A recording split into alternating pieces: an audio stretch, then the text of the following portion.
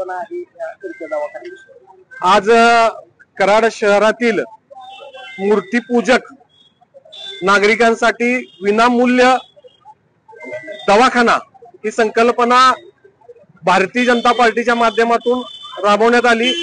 आज त्याचं उद्घाटन झालं। मागील महिन्यात या योजनेच्या संदर्भात कराड दक्षिणचे आमदार डॉक्टर अतुलबाबा भोसले यांच्या उपस्थितीत वार्ताहर परिषद घेऊन आपण त्याची घोषणा केली होती। परंतु आज हा दवाखाना कराड शहरातील सर्व नागरिकांसाठी खुला करण्यात आलाय। कराड शहरामध्ये 7 पेटा आहेत। प्रत्येक पेठेमध्ये म्हणजे सोमवारी सोमवार पेठेमध्ये, मंगळवारी मंगळवार पेठेमध्ये, बुधवारी बुधवार पेठेमध्ये, गुरुवारी गुरुवार पेठेमध्ये, शुक्रवारी शनिवारी आणि रविवारी रविवार पेठेमध्ये अशा पद्धतीनं प्रत्येक वारी आपण त्या पेठेमध्ये हा विनामूल्य दवाखाना विविध ठिकाणी उपस्थित राहील।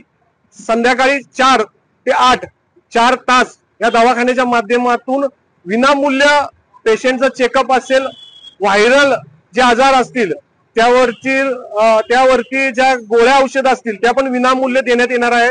मला असं वाटतं की कराड शहरातील सर्व नागरिकांनी या विनामूल्य दवाखान्याचा 100% लाभ घेतला पाहिजे। समाजातील प्रत्येक घटकापर्यंत पोहोचण्याचा प्रयत्न या दवाखान्याच्या माध्यमातून करण्यात येणार आहे।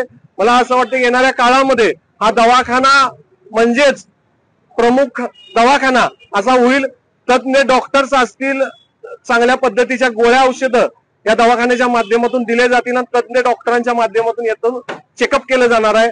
मी कराड शहरातील सर्व मूर्तिपूजक नागरिकांना आवाहन करू इच्छितो की आपण या विनामूल्य फिरता दवाखान्याचा लाभ 100% घ्यावा।